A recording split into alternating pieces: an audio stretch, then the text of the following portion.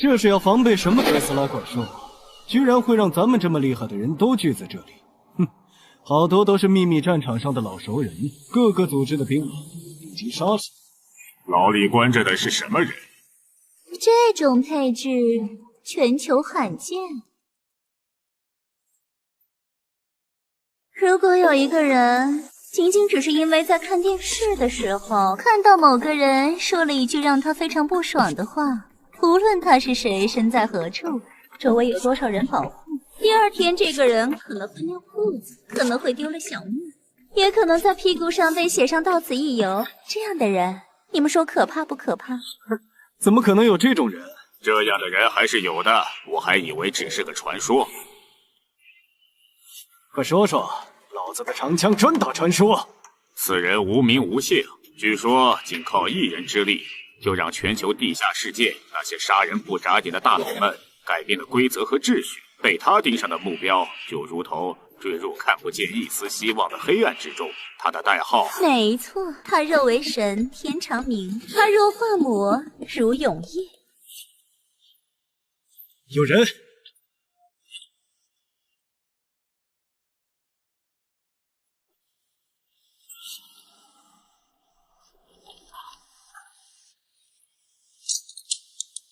是目标吗？谁会没事来这里呢？哟，美女，咱们打个赌怎么样？啊，你想赌什么？如果老子解决了他，你就做我的搭档怎么样？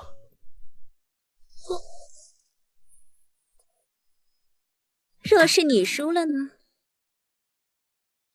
若是我输了，那我就做你的搭档。成交，帅小伙儿。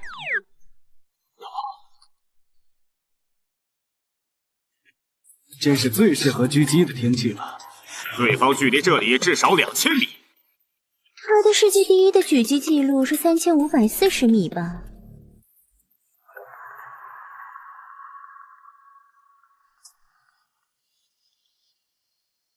这一枪可真够贵啊！什么？怎么可能？从哪里来的？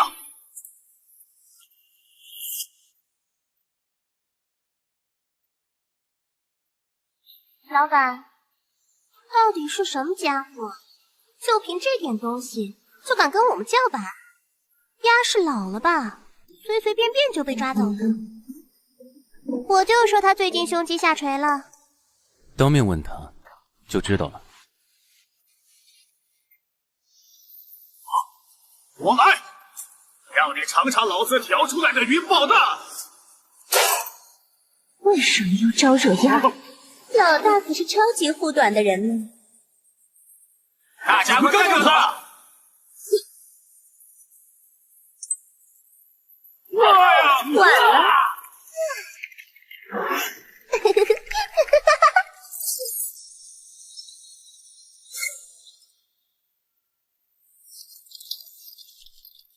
老大，好久不见了呢。今晚可以请我吃顿西餐吗？你这个年老色衰的狐狸，休想跟我抢老大的时间！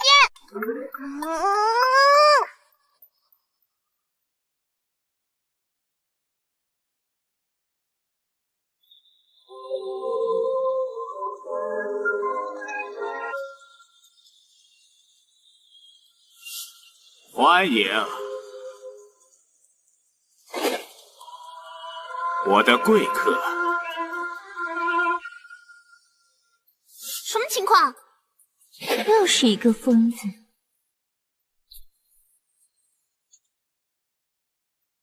说说吧，你还有什么保命手段？只要这里停止了思考，或者我离开了这里，这里方圆10公里的地方，瞬间就会化作一堆飞灰。老大，地下确实埋藏了很多高能炸药，所有触发链接已经都切断了。不愧是我看中的人。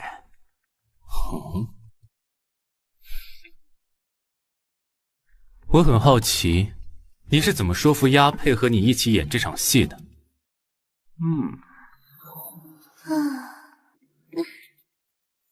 什么？3句之内，给我一个不杀你的理由。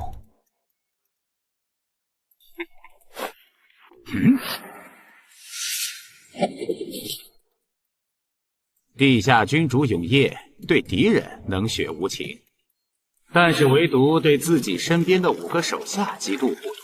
若是不这么做，要找到你，恐怕得费不少力气。第1句，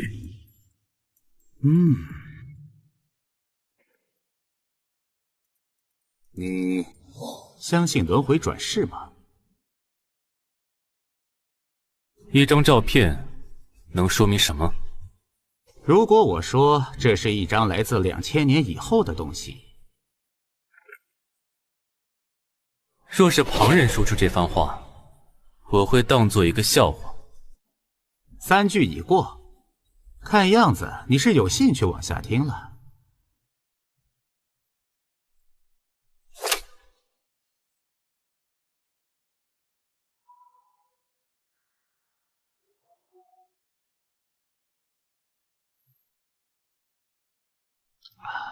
距今2000年以后，人类早已进入了修真文明。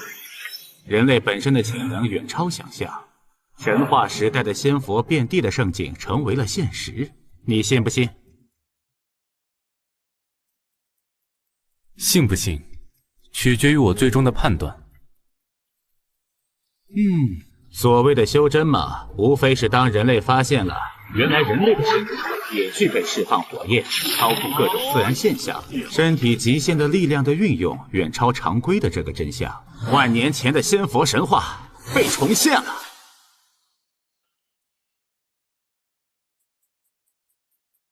然而，人性始终没有改变。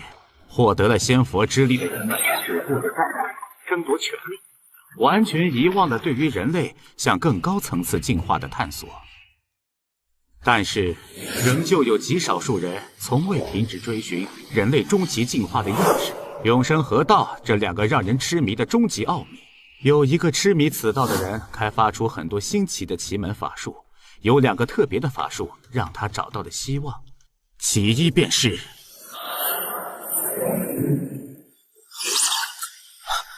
能够窥见目标前世今生，被他命名为洞观筋骨。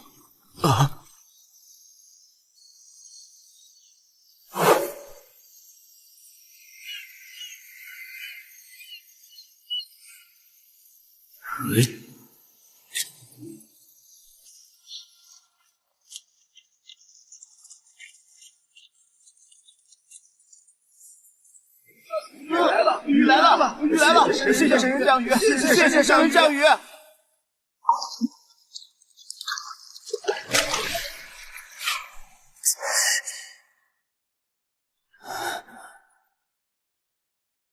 抱歉，因为环境不同的关系，我并没法深入施展这招。第2个法术是什么？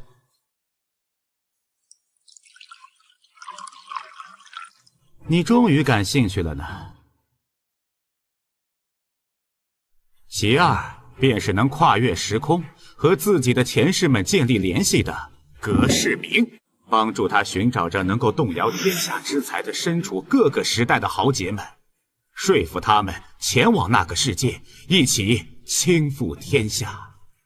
怎么样，愿意去吗？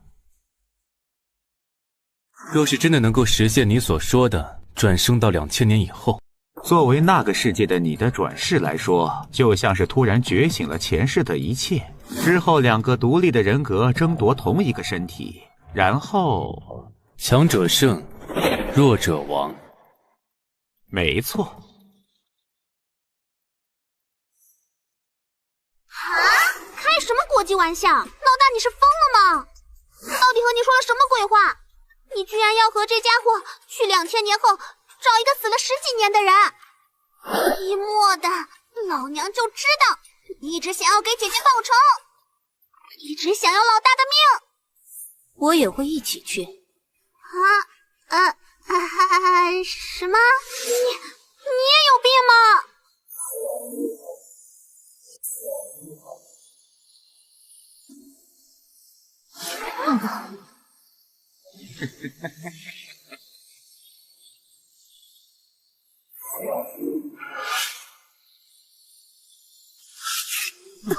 这便是通向未来的隔世之门，伟大的奇迹呀！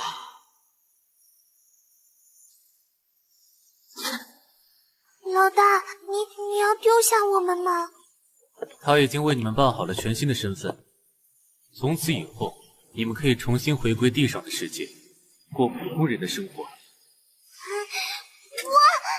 够了，我也去。喂，虽然不知道你跟老大和鸭说了什么，门票还够吧？够。我不认识他，也不想认识他，但是他是老大活下去的原因，而老大你是我们活下去的原因。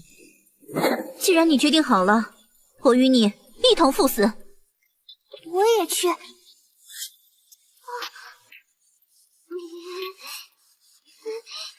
算了算了，不管了，少了我，你们就是瞎子。就算是去地狱，也得让我大闹一场。喂，大屁股，你呢？我留下。若是真有未来，会需要一个人留下的。我是狙击手，与你们这些只想着依靠老大的废物不一样。我比你们坚强，能忍，而且2000年以后见。真能到2000年以后，恐怕你也变成一堆白骨了。口中老吧。他不是说再过几年，世界就会迎来起点吗？我会尽一切办法活下去的。到时候，你恐怕就得叫我祖宗了。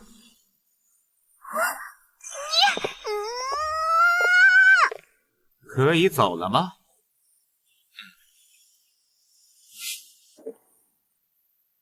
这是只有在最肮脏、最残酷的地狱，才能结出的最美的花。真是羡慕你们呐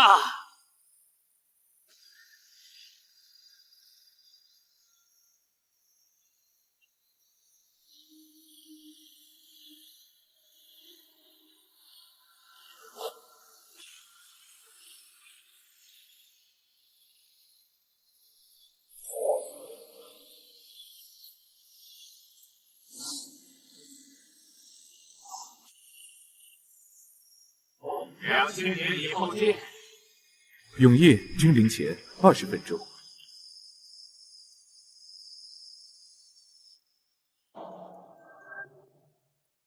仙武呼法，文系。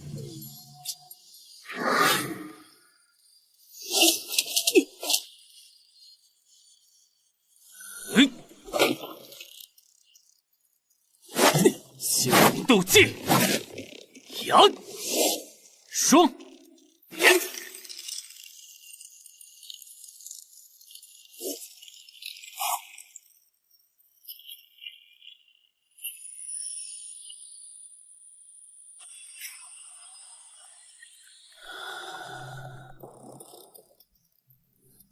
热身好了没？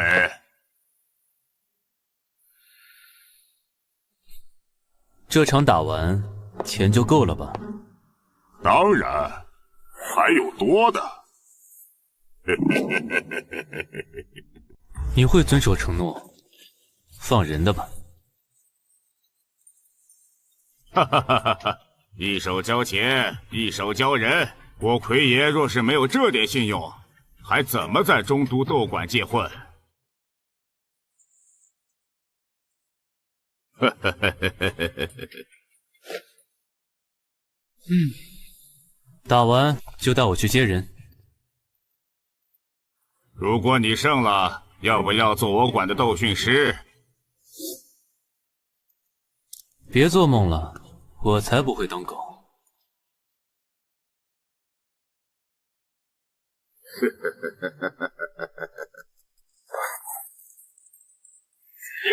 老子是最强的！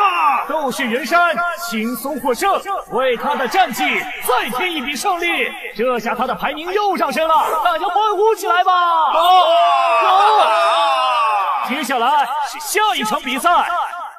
从青龙门出来的是1年前进入这地下斗士赛，修武仙法，获得9胜0败的超级新人白练。据说打赢了这一场，他就会隐退，真是太可惜了呢。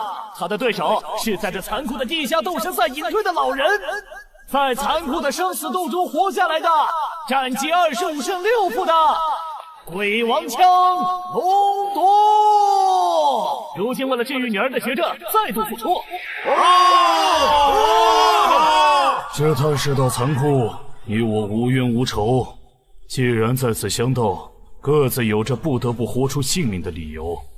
即使给那些自诩高高在上的贵族老爷们当作消遣的乐子，那就生死无怨，各安天命。出现了！这是只有5仙对兵仙才能打出来的壮烈。鬼王江龙夺得以在此地下世界立身的仙兵斗技仙兵断剑，一枪在手，终身无死角的防御。想要破他，只有一种方法。此枪1丈之内，若无3倍强我，万法不侵。你行吗？不行也得行。仙武呼吸，伏火，金刚锤。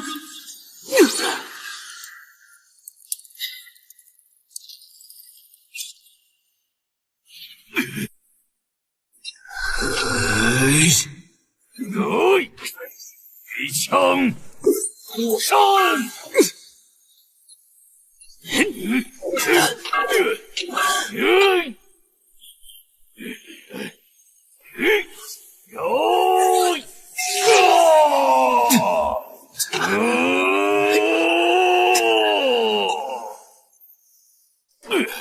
鬼枪还身。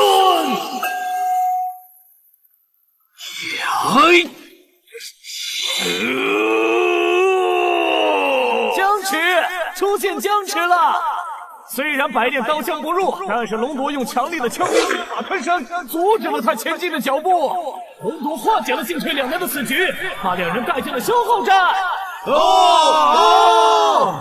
很厉害的一招，但是你能坚持多久啊？切！小白兔，机会！天影，龙夺！什么？结束了！仙武斗技，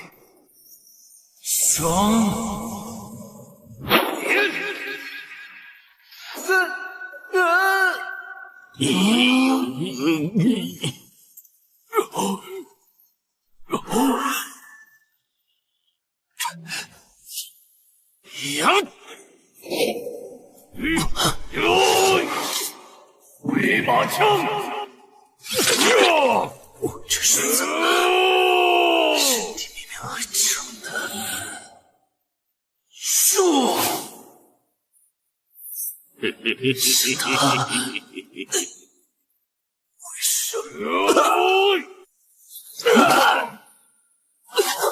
为什么？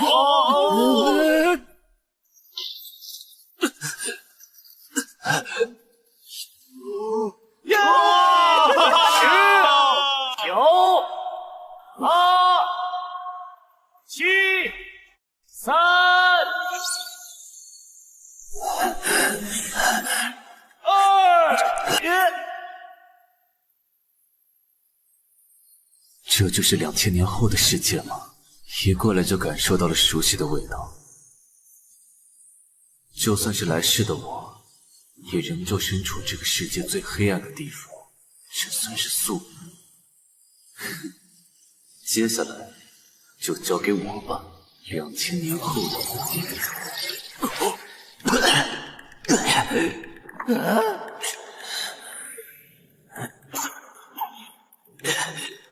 他站起来了，刚才那枪没有贯穿他的要害吗？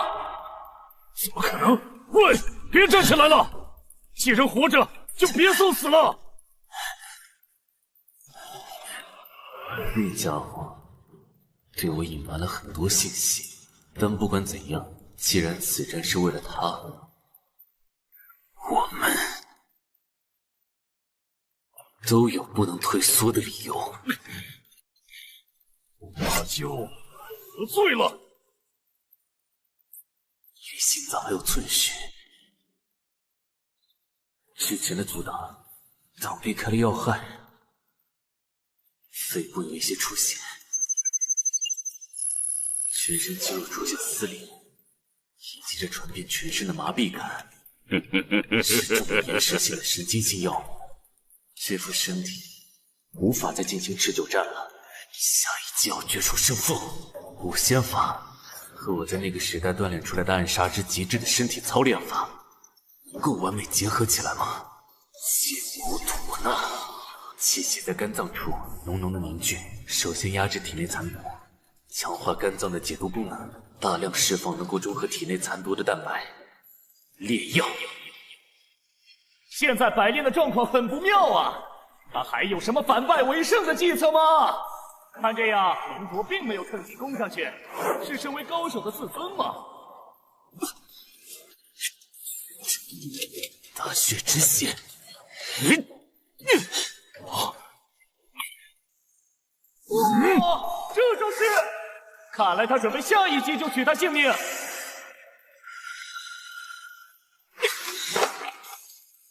这是何等的无谋啊！他是打算破罐子破摔吗？龙夺这个招型可是……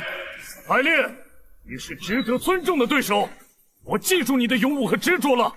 但是为了女儿，我可以承受一切罪孽。一旦你走进我的攻击范围，至少让你能够毫无痛苦的离开，就用着我只能施展一次的绝招——成绝影。不行，女儿，接营。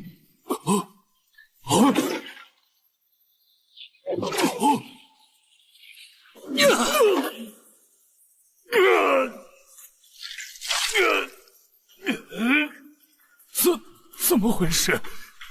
你怎么会出现在这里的？到底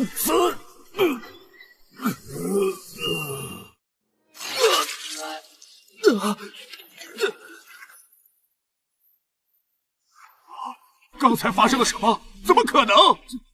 你看清楚了吗？没有啊，好像被刺穿了，但是下一瞬间就突然出现在他面前，把他打倒了。刚才发生了什么？因为速度太快了，乃至于我也有点懵。让大家看一下慢动作回放吧，3倍速。好像还是看不清楚，那就6倍速。有了！虽然速度很快，但是中间能看到什么东西。10倍速，大家再看一次。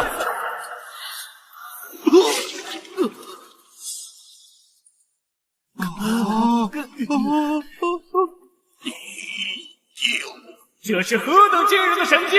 计算好龙夺刺出的极限距离，身体后仰的瞬间，利用突刺和收枪这一瞬间的停顿，抓住枪杆，再借助收枪的速度和力道，击中了龙夺的要害。刚才那下是我彻底输了，为何不取我性命？胜利的那个人决定做什么，输的人无权过问。我宣布，此战胜者百炼！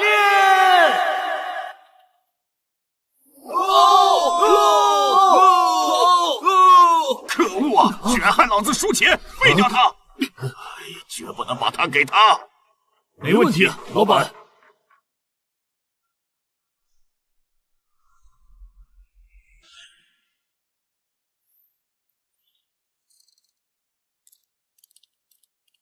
魁爷打手，李斗神退役选手，蝮蛇，善使五毒。哟，绷带都没解，你小子还是挺有骨气的嘛！老子最喜欢摆弄那些有骨气的家伙了。魁爷打手，李斗神退役选手，风猫，右手五指骨中嵌入铁指甲，圆可玉，近可撕。魁爷交代了，会留你一条小命的。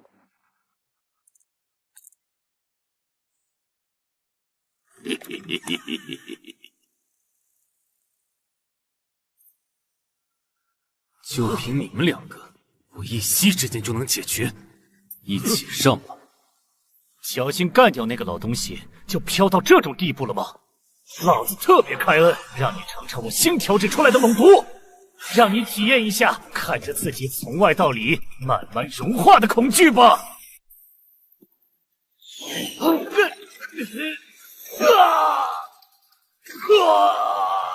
八戒进心肘！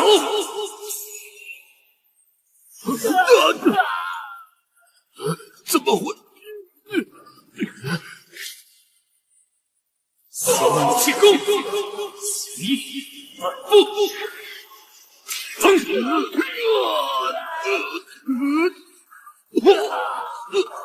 喂，不是让你们别那么快结束吗？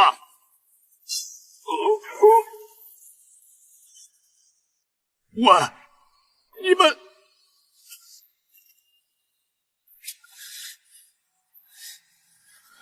他明明身受致命伤，却还能冷静地用激将法刺激我们放弃联手，形成1对1的局面。还有从来没有见过的强大且诡异的招法，瞬间扭转局面。进门的那一刻，他就已经把我们的生死牢牢地掌控在了手心。这感觉简直就像是力斗神的绝对王者绝影。居然让我回想起那个还没出手就吓得我夹着尾巴逃出离斗神界的男人，怎么可能？你明明只有你不是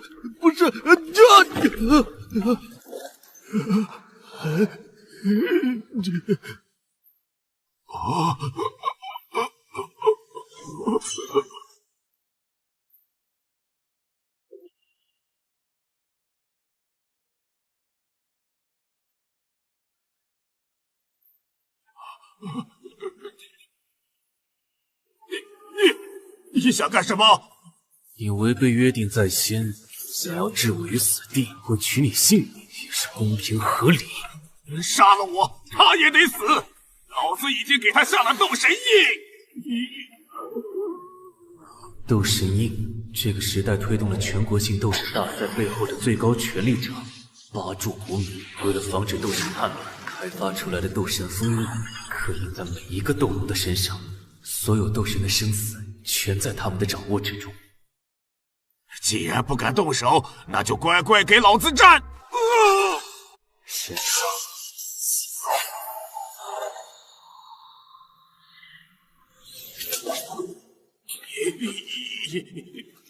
你敢指我？你这招换作旁人还真管用，可惜遇到了我。你对我干了什么？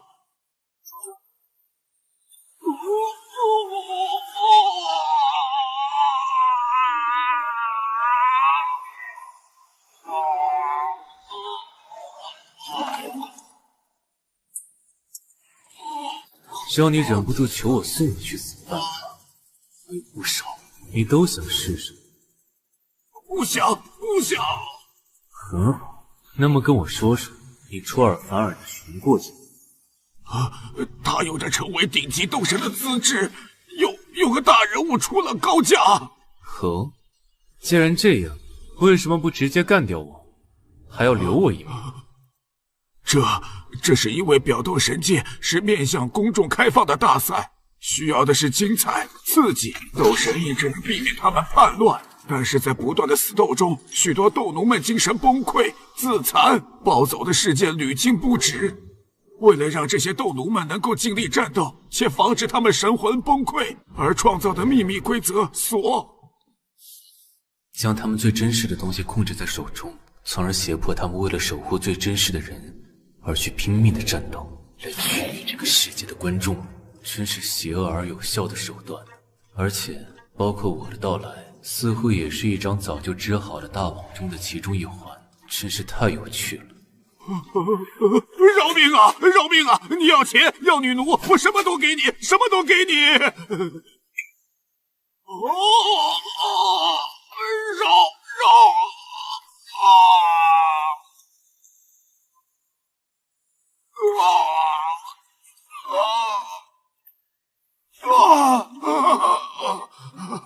刚才这下只是为了告诉你，死亡对于恶人是种解脱，活着才能身处地狱。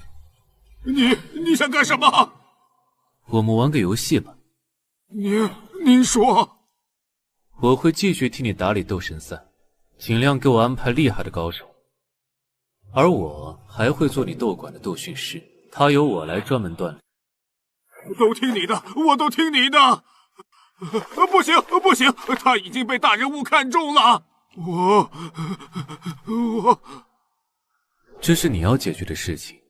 作为游戏对等的奖励，我告诉你一个秘密。什么？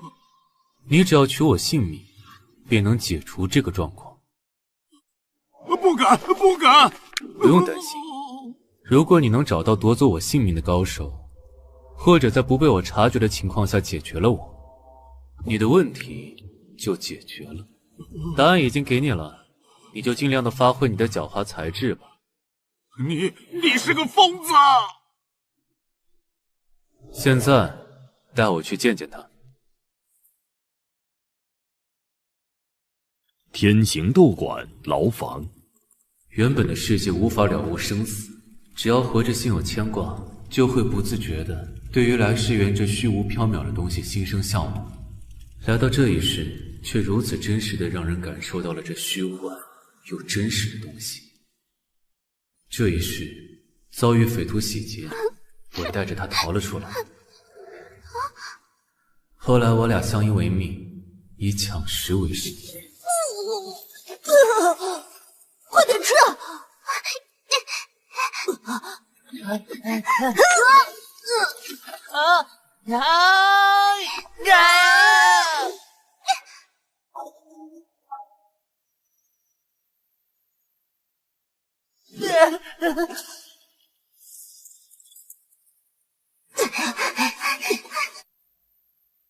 我俩联手，在和底层帮派的斗争中赢不输，以打劫恶商贪官为营生，被人称为幽灵双煞。钱都给你们了，好汉饶命啊！这些年你倒卖了多少女孩，给那些贵族老爷们当女奴，心里没数吗？还想拿钱买平安？不敢了，不敢了。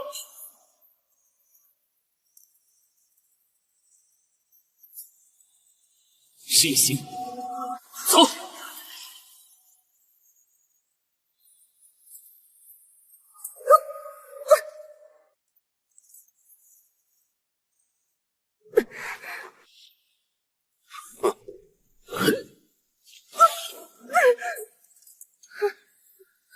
放开！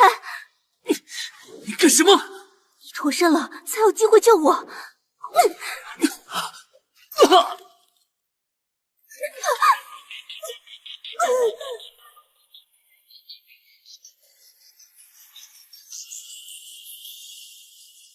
这个时代，有资质的女性罪犯会作为拍卖品被各大斗神馆拍走，训练成为斗奴，参与残酷的表斗神赛，取悦全国的观众。而这一世的我，得知此消息，便找上门去，与他做了一个交易。我是个商人，做的就是买卖。你若是想要人，就得给个合理的价格。去参加礼斗神赛吧，那是一笔天价，只有参加礼斗神赛，才有可能赚到。礼斗神赛，一个比表斗神赛更加残酷、死亡率更高的地下比赛，是用以测试新的功法、新法术的修罗地狱。行，这是各斗馆的惯例，请见谅。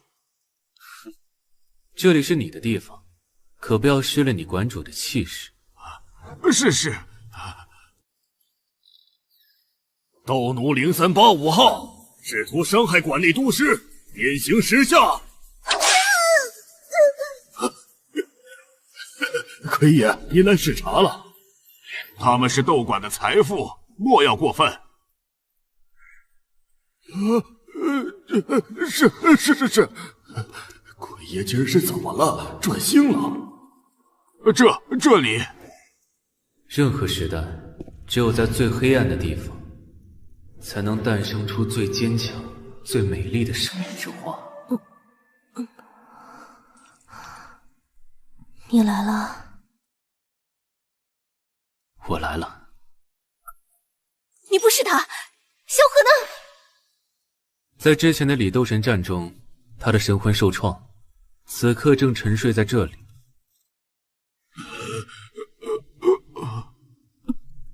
他能醒过来吗？能。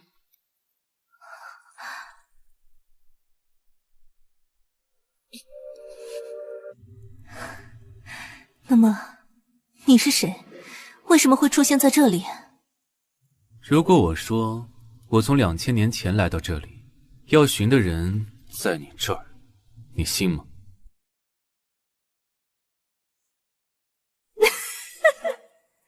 傻子才会用这么低级的谎话来骗人，我信。这么轻易就相信我了？这可是女人才有的感觉。这么轻易相信人，可是很容易没命的。我一般不轻易相信一个人。如果我说你捡回来的是一个从地狱里逃出来的恶鬼，你信吗？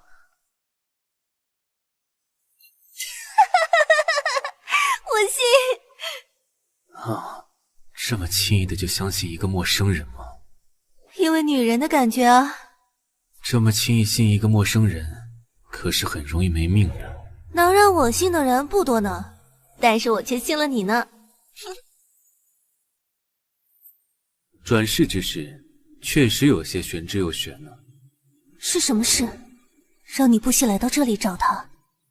这是一个很长却又很短的故事。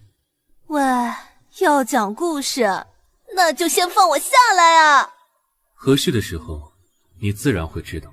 还是先说说你的事。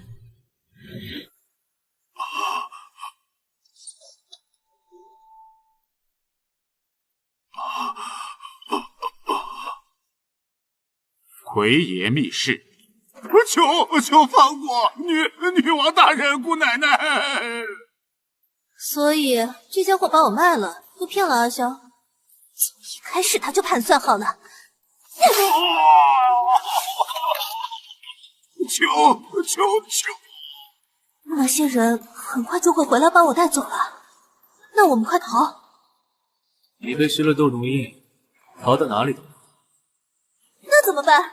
被施加了斗奴印，逃和打都不行。只要有对等的随后手段，也是可以解决问题的，也可以直接强行抹杀。但是硬碰硬是最后的手段。在选择什么样的解决方案之前，尽量了解更多的情况，选择最优方案是一直胜下去的关键。先听听他怎么说。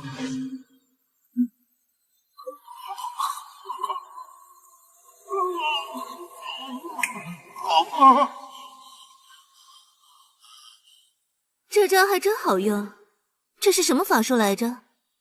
这不是法术，是2000年的暗杀法，神杀。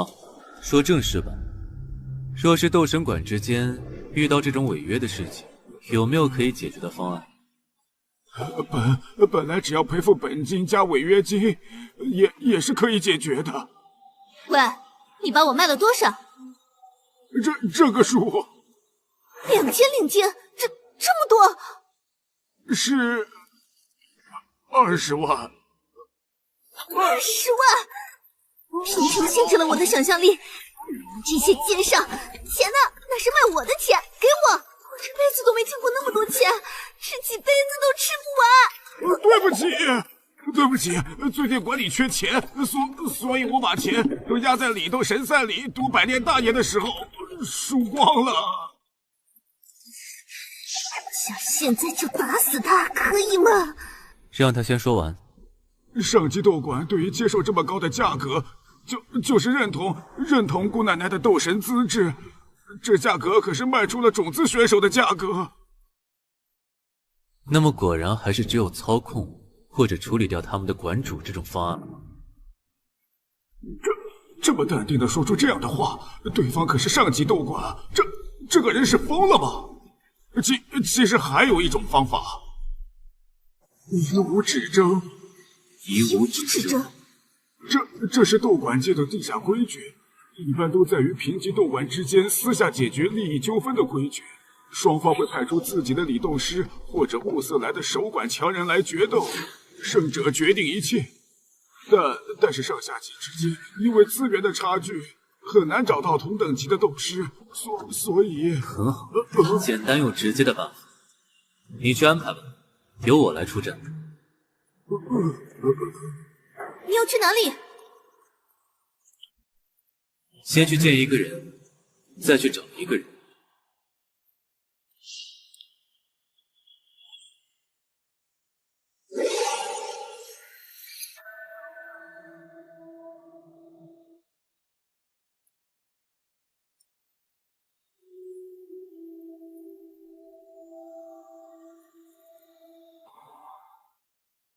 欢迎光临，请问想喝些什么？2杯220年份的老刀烧。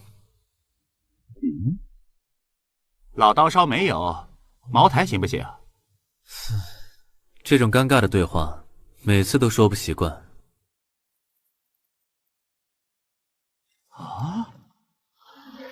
贵客，请等等。不好意思，各位，小店今天打烊了。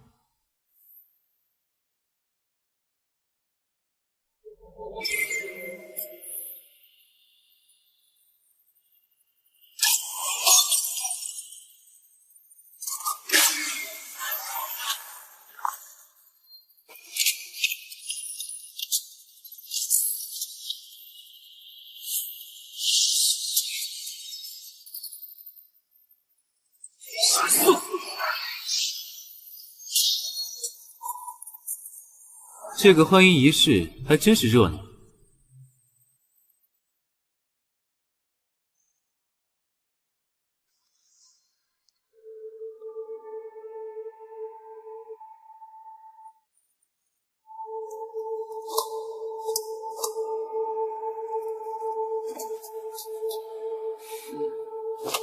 对不起，因为我的任性，让你久等了。我可是等了整整2000年啊！当然是久等啊，混蛋老大！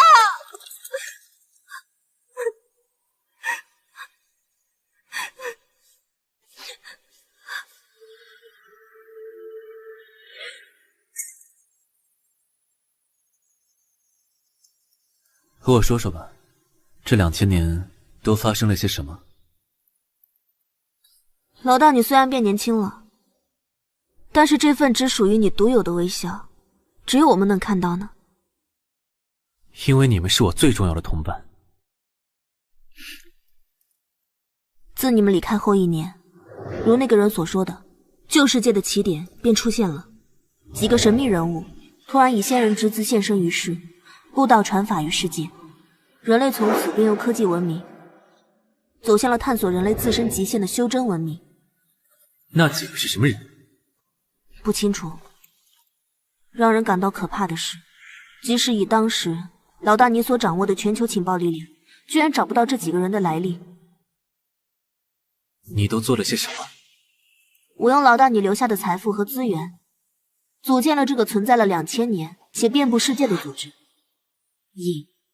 渗透到世界的每个角落，收集一切能够收集到的情报，记录一切能够记录的历史。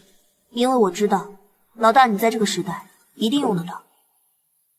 然后，为了不让自己和老大见面的时候变成一个小老太婆，我开发了一套活体冷冻复活设备，结合我学习来的归西法，每隔100年我会重新出来几个月，了解当时的各项情报，处理引得重大事务，便再次沉睡。现在刚好第20次。即使现在在这个世界还流传着关于我的传说哦。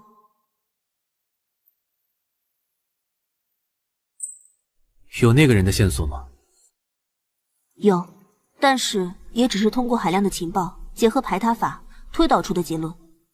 他的保密工作做得非常的完美，到目前为止也只是能够推定出谁是他，却不知道他是谁。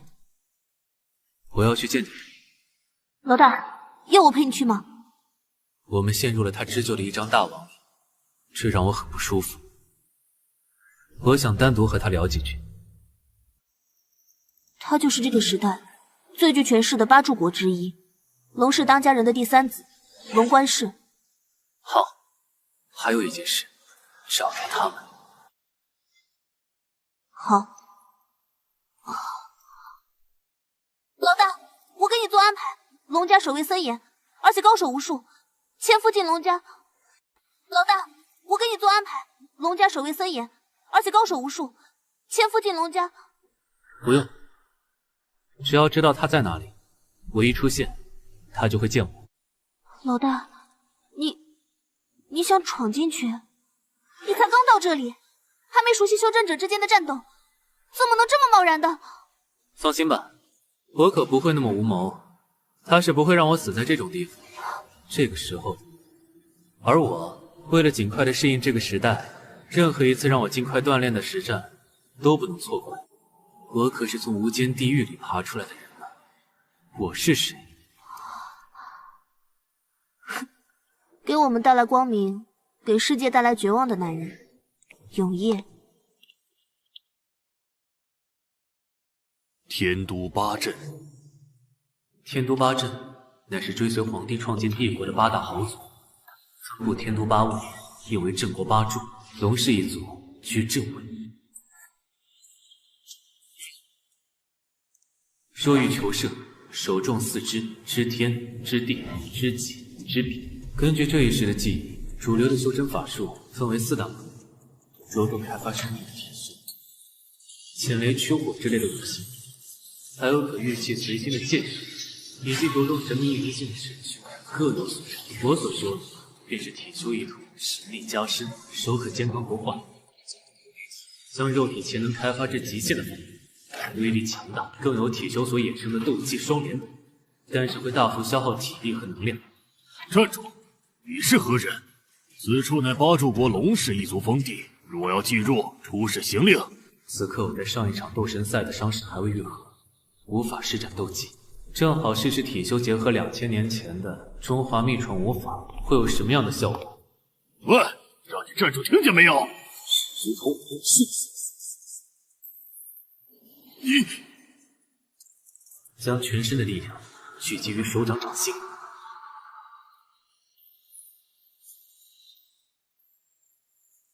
气味犹如震天雷霆，名为千古掌心雷。无形符法，无杀藏。五行法门，面对体修，先保持距离固守自己，同时限制对手的行动，非常专业的应对手段。不愧是8柱国，只是手无护的选择。8级阵脚，来源通地。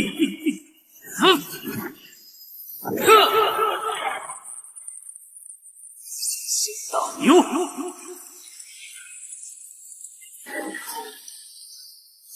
你这是什么法术？为什么从未见？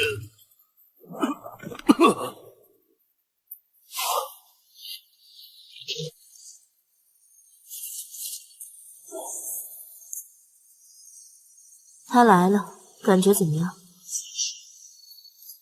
还是那么可怕，在不断的快速的变强，把华夏经过千年洗炼的古暗杀法，结合仙武体修的境界结合起来，变得越来越熟练，越来越丰富多彩。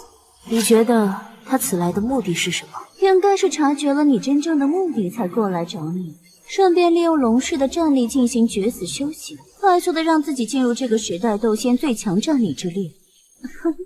这进化速度有点快呀，毕竟在那个时代，他可是已经将自己的精神和肉体锻炼到人类极限的地下皇帝永烨。你不想去试试吗？还不够，还不够，还差一点，再等等。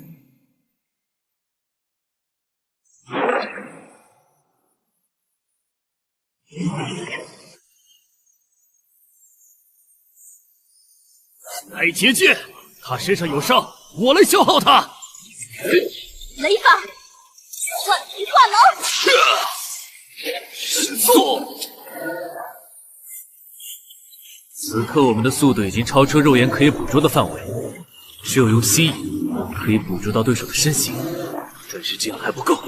如果只能僵持，有伤在身，必输无疑。但是将神速结合暗杀术的亲身身法，就神速加亲身术，那是无何不法。行。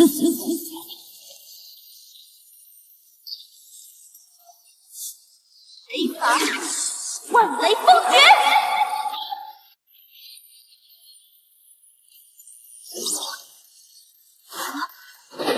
人呢？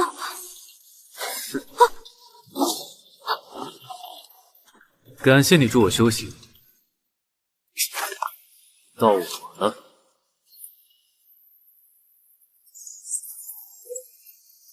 金刚，这只是打个招呼。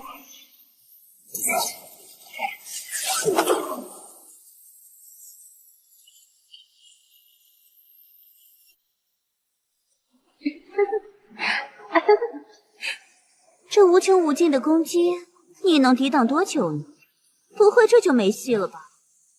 真是豪迈又优秀的法术啊！一边吸收碎石，一边再喷射发射出来，源源不断，生生不息。太极棉式。不，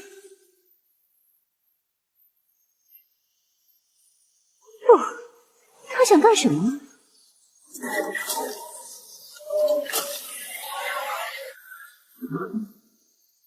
你呢？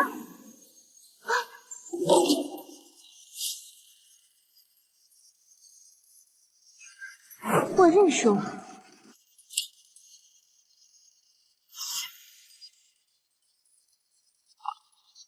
你想知道是谁赢了吗？很可惜呢，好像是我更厉害点。是吗？他在哪里？带我去见他。哼，他也迫不及待的想要见到你呢。走吧。对了，现在我叫紫月，别和我的前世搞混了。我和他虽然性格完全不一样，但是对男人的审美还是合拍的呢。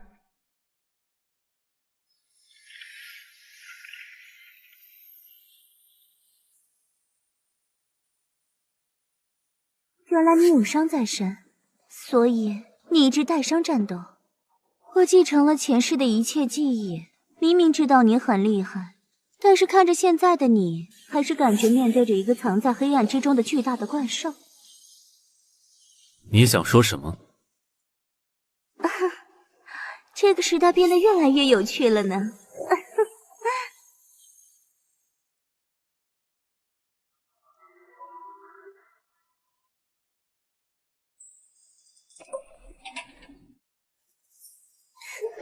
请进。和他打完，感觉怎么样？亲身感受的可怕。您挑人的眼光真准。很惊讶吗？再次出现在你面前的我，超出了你的想象。确实超出了我所能预想的所有想象。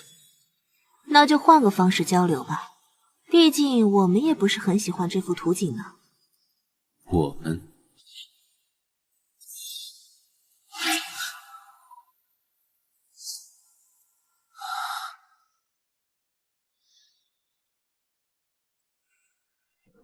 欢迎我的贵客，我可是等你许久了。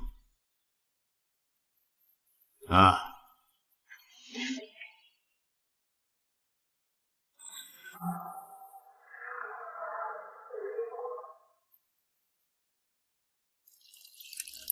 这样是不是就有一种熟悉的感觉了？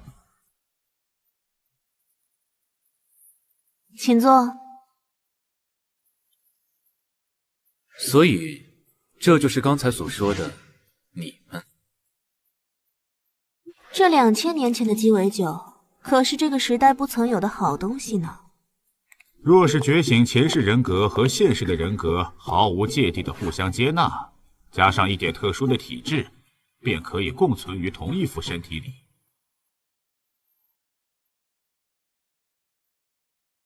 给我一杯血腥玛丽，谢谢。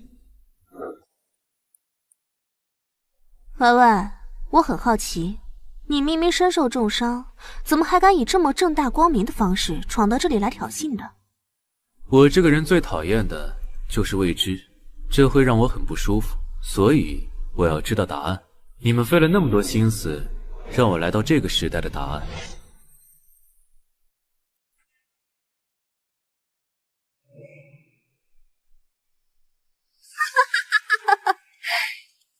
我输了，还是你更了解他。我自罚一杯。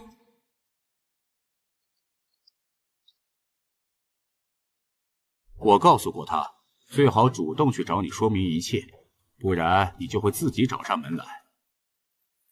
虽然我们互相接纳了彼此，但是就算是你把他描绘成多么可怕的样子，本座身为八柱国龙家这一代的当家人，就算你找上门来，又能怎么样呢？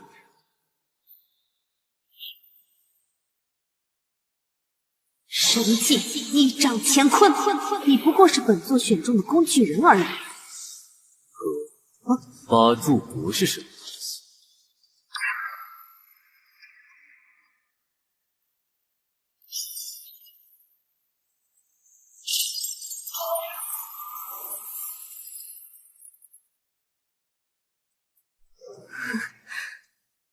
他也会神修法门，这可不是一朝一夕能练成的。你们怎么没告诉我？我不是说过，在那个世界，没有人能了解永夜帝王的全部啊。这不是神修法门，是密宗无上正道密修梦幻观。看样子和神修很相似嘛。可以开始聊聊了。你问吧，我知无不言。给我找好了锁，所以才敢这么自信的知无不言吧。聪明人之间打交道，隐瞒是件风险很大的事情，没有筹码的合作同样是件风险很大的事情。将我从2000年前带过来，还做了这么多布局，这件事本身，即使是这个修真的时代，也需要调动国家级别的资源。我要知道你们的计划。哼，真是个迷人又危险的男人呐，让我第一次涌起身为一个女人的情感。是吧是吧，继承了前世记忆和感受的我，可是很清楚地感受到他的魅力呢。不过不同于男女之情，还要在那之上，感觉就像是能够毫无保留的信任，为之赴死的感觉。女人啊，总喜欢把话题带偏，就由我来说明一下情况吧。2000年前被后世称为隔世五仙的5位圣者，让世界走向了起点，整个人类文明的根基被彻底颠覆。金钱、权力的魅力远远比不上人人皆可成仙以及永生不死。虽然至今也没人了解五仙的来历，以及他们后来又如何从历史中消失，但是普通人可能拥有绝佳的资质和超强的实力。过去的权力系统被颠覆，随之而来的是500年的黑暗时代，礼乐崩坏，信义无存，纷争不断，直至在500年后出现了一个超绝人物李云，使得世界暂时得到了稳定。我不是来听故事的。这很重要啊，因为500年的黑暗时代已经让隔世五仙的仙道大学变得残缺不堪，但是自凌云峰之后的1000多年间，更是仙路断绝。有能力和智慧的后人们一直在努力的构建和重新开拓仙道之路，而到了现在，能够再现的最高境界仅仅只有金丹之境。所以现在即将出现新的变化，但是由此带来的力量变化与原本的权力根基将再次出现矛盾。真不愧是能被称为永夜的人物，我真是选对人了呢。没错，其实这表里斗神赛制，表面上是为了作为帝国稳定工具，作为全民竞技娱乐，其实是八柱国为了研究金丹境之上，停留在文献记载的元婴心境所设置的实验场。经过数百年的测试和观察，我们已经发现了通向下一个境界的道路，但是随之而来的是对新境界的极端渴望，和由此带来的对八柱国权力以及国家根基所带来的不确定性产生了强烈的矛盾。八柱国们面对这个情况，分成了激进派和保守派两个没有妥协的对抗势力。所以你就是激进的那一边，成了刚才那副样子。权力算什么？即使是金丹境，人类的寿命也不过区200年不到。但是那元婴境界是内蕴盛开，寿元可知800，有了更多的时间，不是比金钱、财富更有价值的东西吗？就可以探索更深的可能性，怎么可能有人能抵住这种诱惑呢？你说是吧？这和我有什么关系？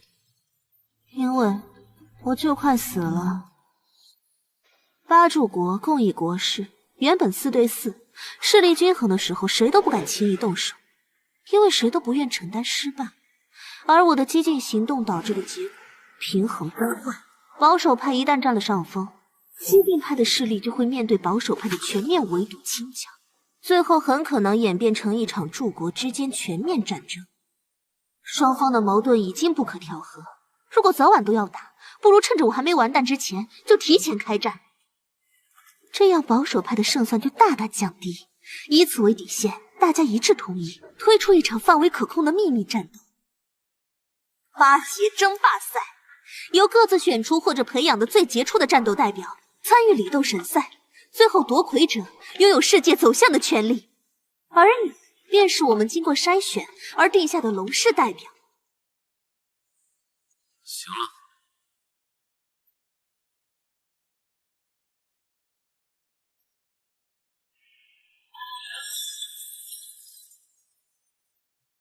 我最不喜欢的就是被人裹挟，你最好趁着锁链还在时达成你的目的，否则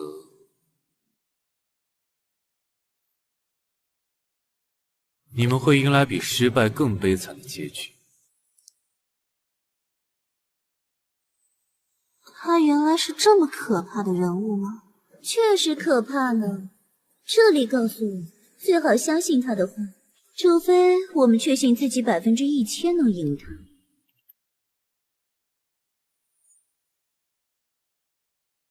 老大，事情谈妥了。拜托你的事情进展如何？已经带过去了。好，那么继续下一步吧。老大，你见到九尾了吧？现在的他叫紫月。紫月是八柱国龙氏家族重金招揽的精通五行法的超级修士，而且还在和龙氏当代家族进行极其秘密的法术开发，是这个帝国顶级的高手之一。他觉醒输了吗？他可是号称千面人，将各大国所有政要、军方势力玩弄在手中的超级谍报女魔头啊！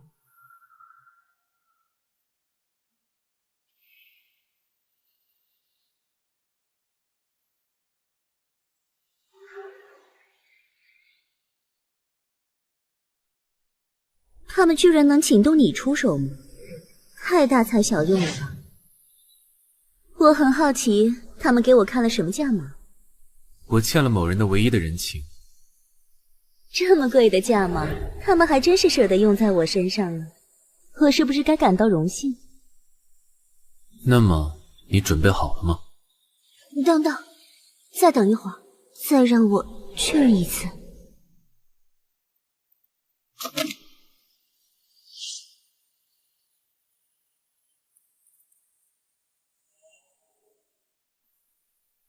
你看，面对如此美景，我还是感受不到一丝情绪，就连这个表情都是面具戴久了，肌肉记忆自动摆出来的，因为这样最能迷倒男人。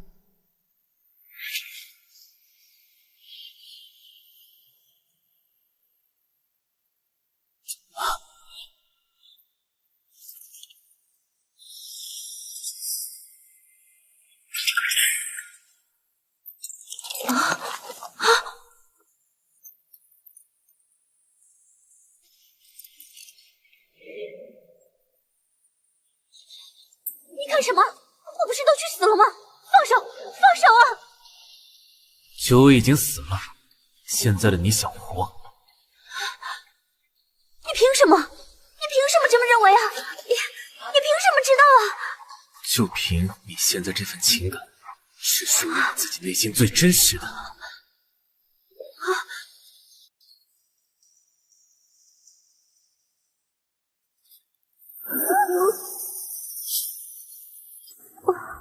我已经无处可去了。既然你救了我，可得对我负起责任啊。这两者之间有什么关系？没什么关系也没关系啊。听说你也有几个手下，多我一个不多，少我一个不少吧，管饭就行。随你。喂，大会的窗户谁赔啊？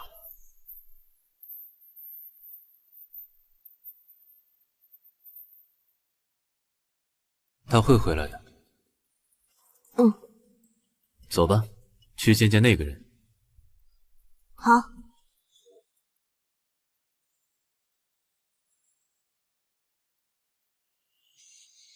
你们到底是谁？告诉你们，我可没钱付那么高的医疗费。老爸，安静点好吗？护士姐姐在那么认真的给你包扎，你怎么能这么没有礼貌？对不起，乖宝宝，爸爸错了。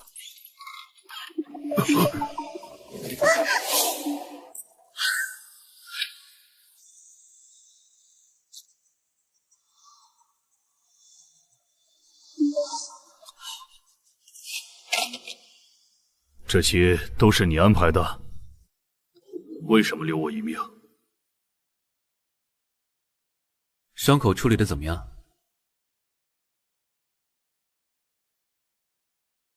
处理完就出去吧。把孩子也带出去玩会儿。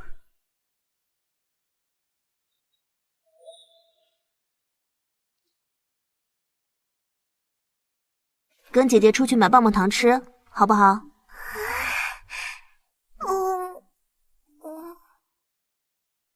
去吧。谢谢姐姐。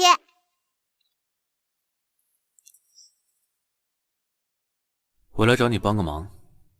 我答应。哼，你答应的这么快吗？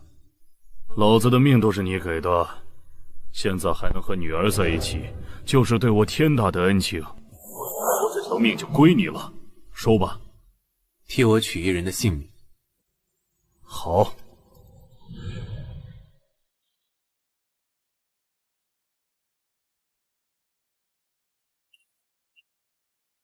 这就开始训练了吗？没错。大人，昨日一人大闹八柱国龙氏峡镇的，就是您吧？您这么做会惹上大麻烦啊！八柱国们，包括皇帝所有大人物，绝对都已经盯上您了。咱们这小小的斗馆会像一只蚂蚁被他们碾碎的。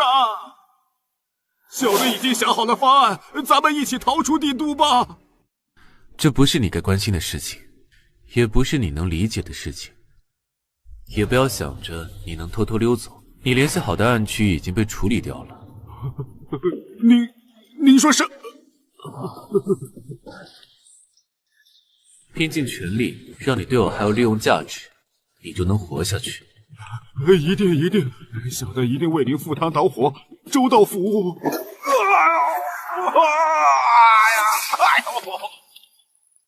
不要脸老东西！姑奶奶教训的是，小的不要脸。不，小的没有脸，小的只是两位最忠心的仆人。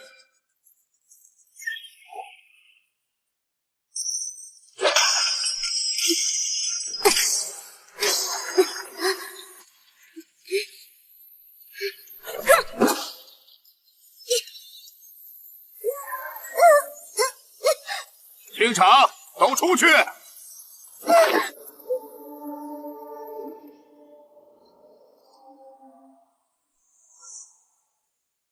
这两人是谁？新来的斗奴和斗训师傅吗？不是说魁爷派到一个超级有潜力的新人吗？就是他，看着也不怎么像嘛。闭嘴！说过多少次了，在这斗神界不要小看任何人，不然会丢了你的小命。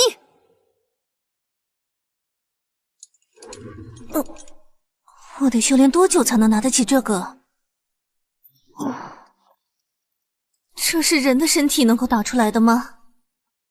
这不是今天的主题。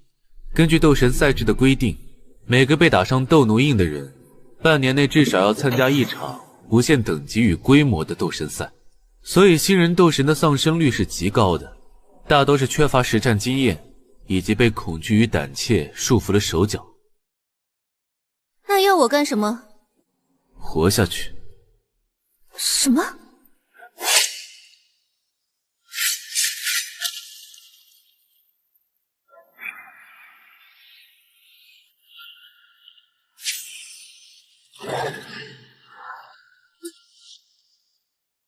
他不会使用仙法，只会使用枪术。从现在开始，直到晚饭，他会以夺走你性命的觉悟对你展开追杀。不要抱有一丝一毫的侥幸，用尽你的一切活下去。喂，你说说。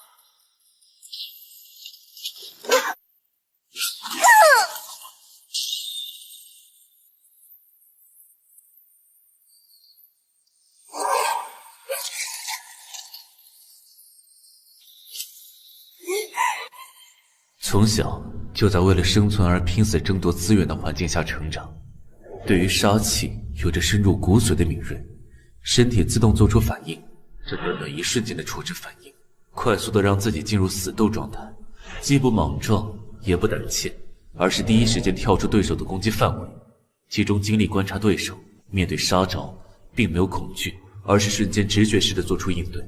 这种野性的直觉犹如一只野豹，这样的良才美誉让人不自觉的想要将它打造成天下无双的样子。这里就是传功室。你也进来。好嘞。嘿，您坐，我来给您做介绍。小的曾经就是斗馆的解说，专门负责修行解说的。因为人缘好，意外打探到斗神赛牌外赌局的内幕信息，押上了全部身家，发了横财，才开启了这间斗馆的。哪个时代都不缺你这种左右逢源又有野心的人物，时机和运气到了，还有可能登上那最高的地方。不敢，小的只是想发点小财，混口饭吃。爷，您才是超乎小的想象的大人物，小的一定全力辅佐您，做好你的跟班。开始吧。得嘞。之前已经向爷讲过斗奴的来源和掌控体系，接下来该要介绍斗奴的培养，包括境界的提升与法术门类的选择与修炼。为了让斗奴能够快速的参与斗神赛，目前主流的便是符丹，兴起于10年前，以速度快、结单率高而广受好评。有什么副作用？一开始死亡率很高，但是随着需求量的增大，到现在符丹的死亡率非常低，而结丹的效率也非常的高。还有一些黑市里流出来的未经官方授权的特别丹药，风险大，但是有时候能够让斗奴结出高等级的金丹，价格也炒成了天价。还有提升金丹境界的丹药，也都是向各个斗馆供应，明码标价，但是由于价格递增，所以一般只用在各个斗馆的潜力选手或者种子选手上。看来八柱国们已经掌握了量产金丹境的制丹方法，风险低，效果好，强者之间的差距被拉近。那些拥有权势、立于顶端的最强者，对于更高境界产生了极度渴求，形成了激进派，也是人之常情。再往下便是法术的修行，由于每个人的体质不同，因而会根据结丹后每个人的体质倾向，分别选择真武道、五行法、御剑流、冥神魂4大主流法门，包含了一般性的攻守法门，以及一些修炼难度大、极具杀伤力和观赏价值的斗技的修行法门。斗神赛不仅仅只是厮杀，更像是一种全民性质的竞技娱乐。那些掌握有斗技的斗女，会成为全民偶像，为斗馆带来极大的财富。成为斗馆的摇钱树，就能获得斗馆更多的资料加持，提高自己的存活率。我这一世所修的斗技双连，便是一种杀伤力大、难以防守，但是对身体消耗也很大，被设计出来的，还未向表斗神赛推出的斗技。再往下便是……你先下去，剩下的我自己研究。是。吾修法未以尽小本质，然而要将身体素质强化到极限，需要的是日积月累，以及利用身体的超回复的现象，对身体组织进行不断的破坏和再构来实现。我的炼药法门能够加快这一进程，但是这也还不够。拥有能够立于万人之上的战斗力，还需要开发更有实战威力的新思路。大人，这里没人，您找错地方了。滚开！你还想瞒住本使？那个大闹八柱国龙阵、破坏京都治安的人犯就在里面。这位大人是京畿兵马司的铁面无情的1号捕快叶押，我拦不住他。跟我走一趟吧。龙震并没有追究此事，你又为何抓我？本使乃兵马司，归皇权直属，负责京都治安。龙氏追不追究，与我抓不抓你有何干系？跟我走一趟，把事情交代清楚。我没什么可交代的。拒捕的话，就别怪本使动手了。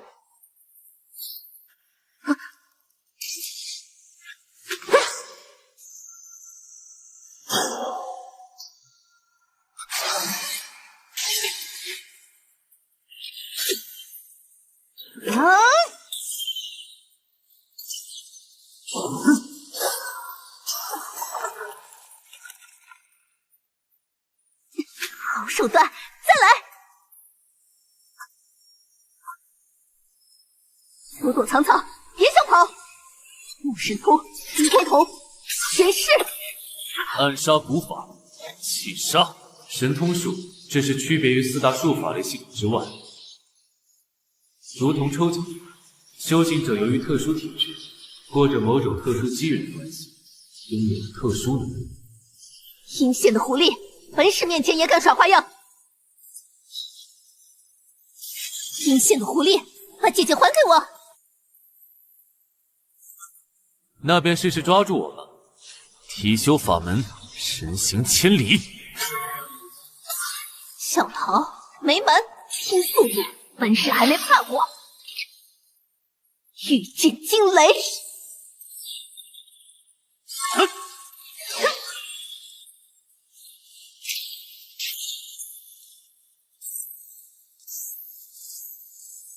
我亲手抓住你的！提修神行法，便是体能因进入金丹之境后，或将气覆盖肌肉，大幅提升肌肉的输出效率而形成的远程奔袭法。身体素质越强，神经反射弧越快，气的覆盖密度越高，速度越快，且奔跑轨迹应变也更灵活。由于空气阻力的关系，越接近音速，消耗的能量越高。而这御剑术是通过剑气附于本剑之上，可悬浮于天地元磁之上，原理近似于我们那个时代的磁悬浮列车，速度很快，耗费的元气的速度很快，但是灵机变轨的速度不如提修神行。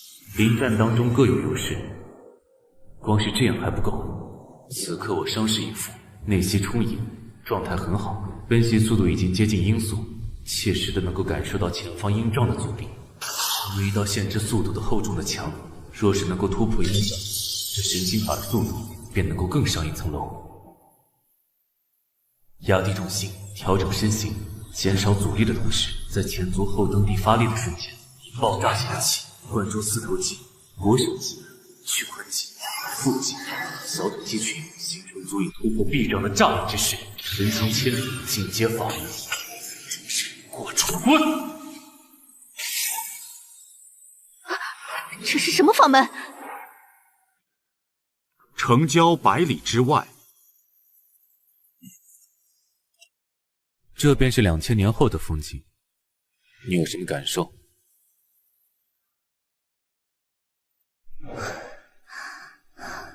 孤独且陌生的世界，老大，我终于把你等来了。以这种方式来找我，出来见我，这里是个适合谈话的地方。你发暗号的话术还是那么蹩脚。我有什么办法？还不都是你自己造成的？单枪匹马闯龙阵，还安然无恙的出来。你知道你现在被多少双眼睛盯着吗？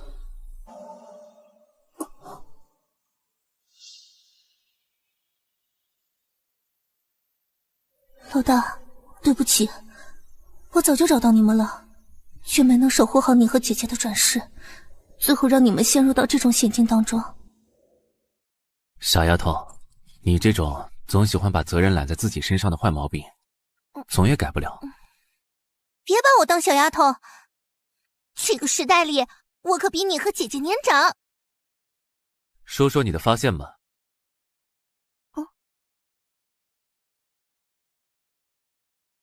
从出生开始，我便抱有了之前一切的记忆。为了找到你们，以及能够有资格和能力站在老大的身边，我从懂事开始便开始重新锻炼自己。我一边训练，一边从各种情报来源中打探和你们有关的消息。后来我考进了兵马司，那里是汇集情报的地方。我是001号学员叶芽。维持治安乃是重中之重，你等皆是通过严苛考验、千挑万选的精英中的精英。果然在那里，我很快便发现了你们的踪影。可是很快我便发现了不对劲。教官，情报科的人请你去一趟，幽灵双煞又犯大案了，他们这次把户部主事的大公子给绑了。教官，让我去试试吧。这两人从黑市获得管控丹药和法术，已是筑基中期，头脑灵敏，我自会处理。你继续训练。是。此后几年的时间，你们不断的犯案，教官虽然都有采取行动，但是官方说法都是你们太过机警和狡猾，总能逃脱抓捕。我多次申请想要以抓捕你们为名和你们有所接触，却始终被各种理由驳回。直到1年前姐姐的转世被抓后，你的转世便加入了里斗神赛。直到最近你和龙驼的比赛，我就知道终于等到你来了。你的观察力进步了很多，换做以前的你可不会想那么多。此战胜者海烈。为了不让人怀疑我与你的关系，你知道我是忍耐了多久才找到这个合适的机会才能来接触你吗？让你久等了。能够等到老大，又能够再见到姐姐，多久我都愿意等。老大，那个人处心积虑的控制你和姐姐的目的到底是什么？代表他们参加里斗神赛。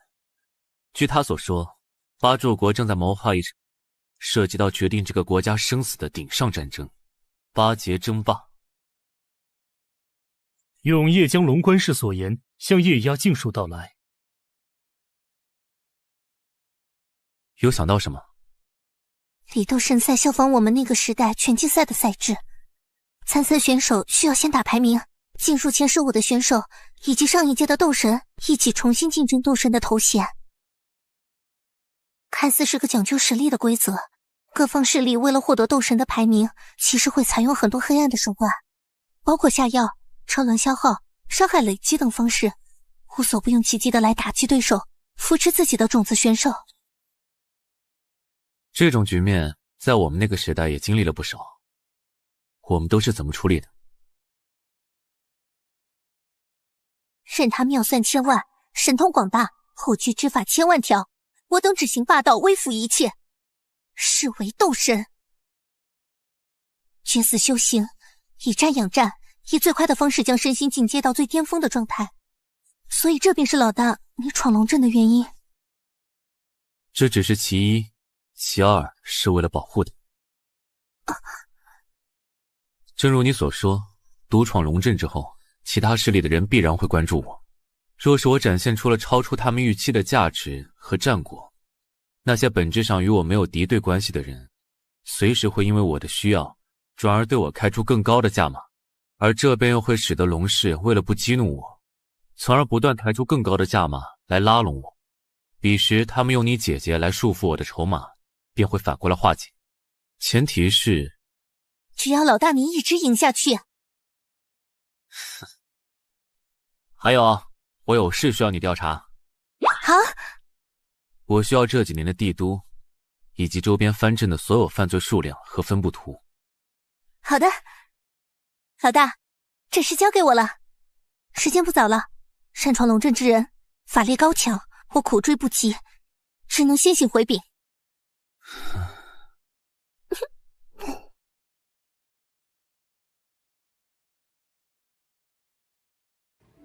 让你混蛋，让你这样，让你那么狠，再来啊！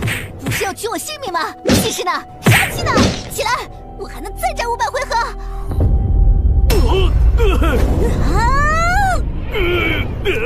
快让他住手啊！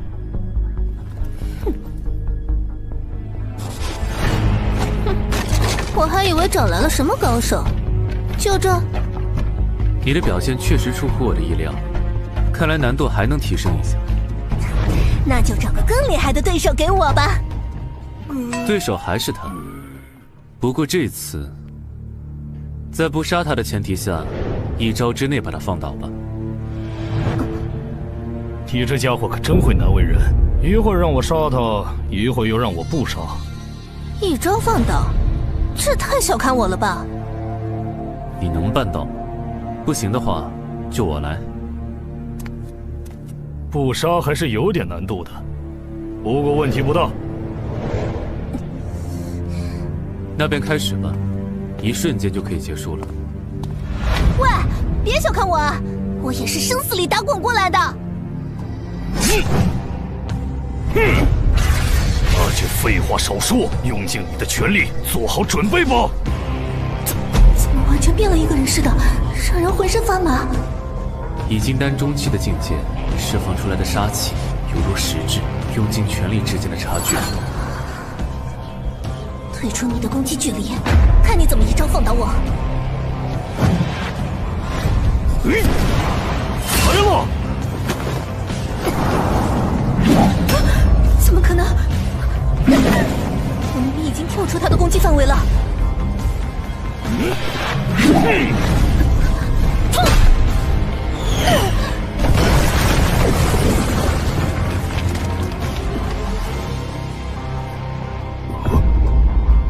要不要这么狠？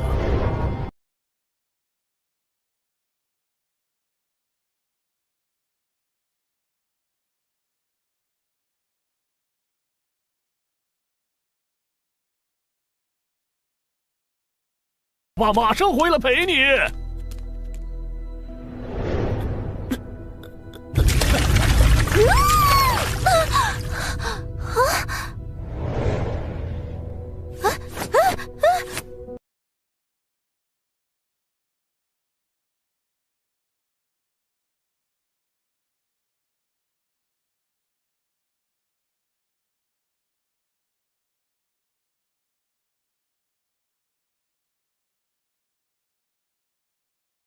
我连输在哪里都还搞不清楚。一开始我以为我已经在他的攻击范围之外了，在我刚以为勉强躲过他的刺击的时候，下一瞬间就有一道枪影从旁边打过来。我感觉他还是有所保留的，不然一开始我可能就挂了。他只是用了仙法结合枪法最基本的蓝拿扎，在你以为自己感受到他的恐怖杀气之后，退到你以为的他最可能的极限的突刺范围之外，你就已经落入了他的陷阱。而实际的情况，龙夺突刺的同时，放松了自己的双臂，任由双臂在强烈的突刺下，手臂关节在韧带的带动下，如同弹簧一般的做了2次验证。原本他这一枪便是准备打进你的头部，把你打晕。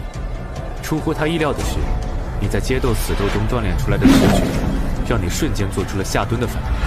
此时的龙夺临时变招，只是用了一个抖枪的动作，从突刺变成抽打。真是好不拖泥带水，干脆利落啊！他是怎么变得这么强的？那是为了重要的目标，忍受极限的艰辛，将身心千锤百炼的结果。这么说，能躲过他的第1击，我还挺厉害的嘛！他的实力在里斗神赛里大概在40名左右。哎，还有那么多比他更厉害的人，那么你比他厉害多少？我只有稳稳地站在第一，你才有生机。而若是你无法活着等到我拿下第一，这一切也都没有了意义。你明白吗？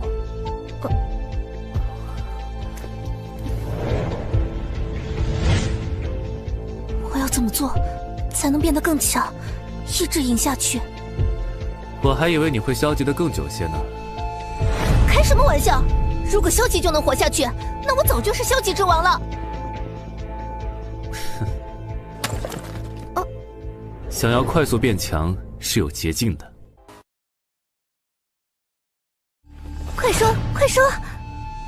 极限训练还不够，向死而生，不断的在生死边缘活下去，将你的战斗潜能激发到超越极限，你才可能在短时间内超过那些已经在斗神赛上通过不断的胜利拥有了地位和实力的高手们。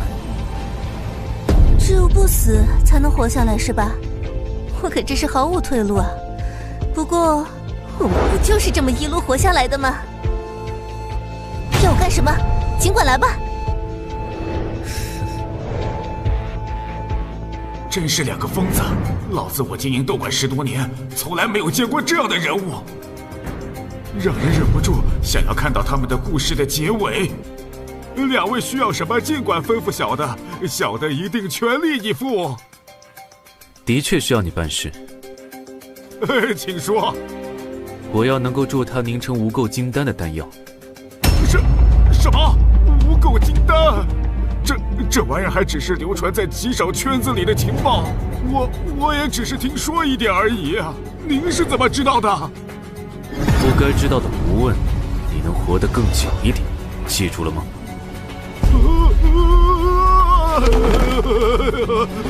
小的明白，小的明白，我这就去打听。无垢金丹是什么？我怎么都没听过。人从出生开始便分平等，有人立刻居顶，有人心如游龙，有人擅长战斗，有人擅长研究，有人心思细腻，有人不拘小节，各有所长，也各有所懂。金丹也是如此，无垢金丹便是金丹中的最高品阶。体内法力的恢复能力、法力的储存量以及法力的输出效率上，都比普通金丹要高出许多。面对对手，就具备了更多的优势。但是凝成无垢金丹的丹药是尚未流通的，只在极小范围内测试的丹药，成功率很低。若是扛不过去，便会丢了小命。若是结不成无垢金丹，斗神赛上一样会泯灭。生死关头，不怕死的那个才能活下去，对吧？直到明天都好好休息吧。在你的第一战到来之前，龙德会一直对你进行比今天还要残酷的对战。你要去哪里？处理你的契约。老师有求于你，这种事情让他们出面处理不是更好吗？若是让他们出手，只是借威，而我此行是为立威。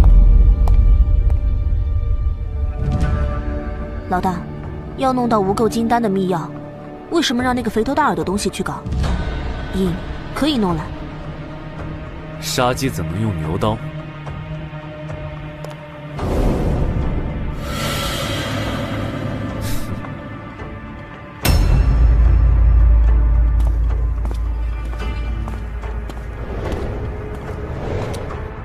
有什么事吗？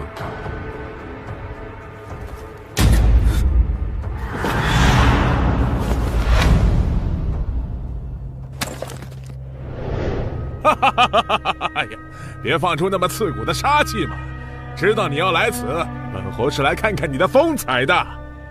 同为8节争霸的选手，本侯可不像那些喜欢把自己藏起来的蝇营狗苟的家伙那样，要看就大大方方的看，要打就轰轰烈烈的打，就像你闯龙阵那样痛快。身为8柱国之一的男人，从幕后跳出来亲自下场死斗，我并不讨厌你这样的武痴。老子这辈子就喜欢打打杀杀，什么霸主国，什么天下，全都不放在眼里，唯独喜欢那些登临极境的对手。所以，老子也对你喜欢的不得了啊！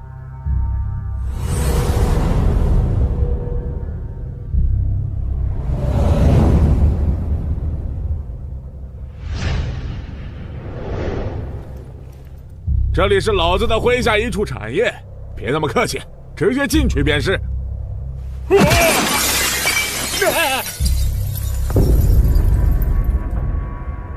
进吧。宇文大人，他怎么来了？他是来视察的吗？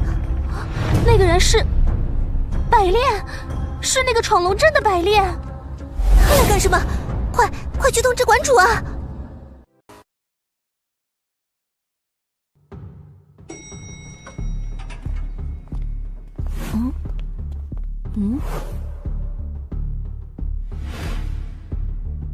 大老板，这里可是你的产业。踢坏了大门，小女子可是要去你府上报销的哦。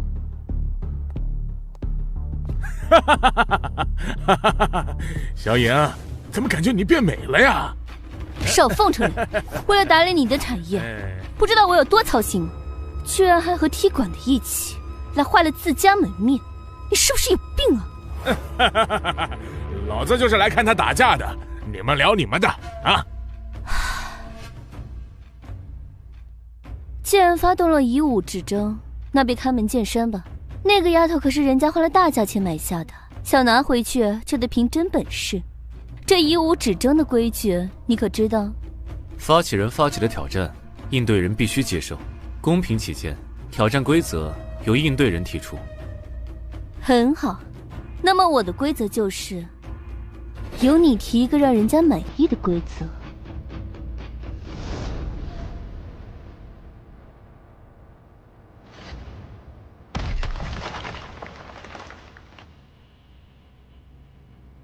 随你派多少人，到你喊停为止。我若出了这脚印，便算输。好气魄！这个世界上能说出这句话的，要么是不知天高地厚的傻子，要么就是登峰造极、自负无敌的大豪杰。月影，你怎么说？你知道你刚才这番话，可是惹恼了多少人呢？去吧。老子来会会你！元魁，李斗神赛排名23，无修法门，开山神力。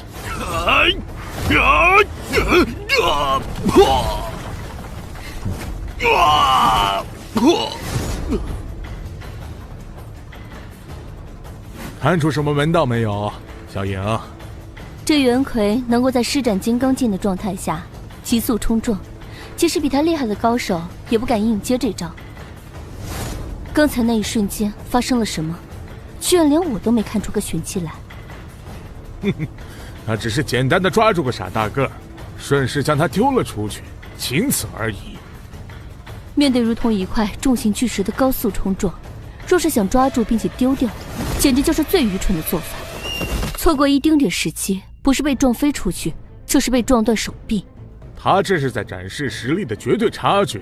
若非如此，又怎会被那个人选中？真想和他打个痛快！站着不动，任你本事通天，在剑修面前就是个活靶子。试试再下这招吧。断心，李斗神赛排名15，剑修法门。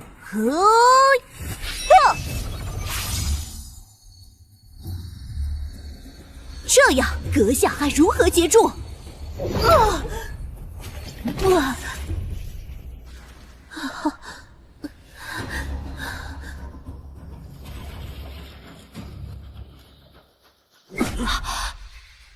这是劈空掌，还能打得又远又重。声音不对，劈空弹就是通过超高速的击打空气形成的空气弹，炫技大过威力。刚才那下居然连老夫都没看透。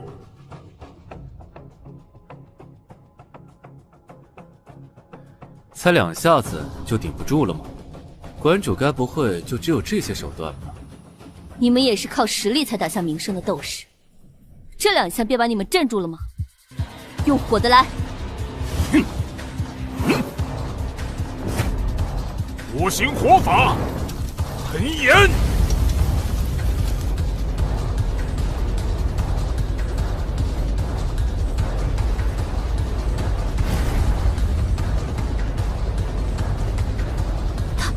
他不是午休吗？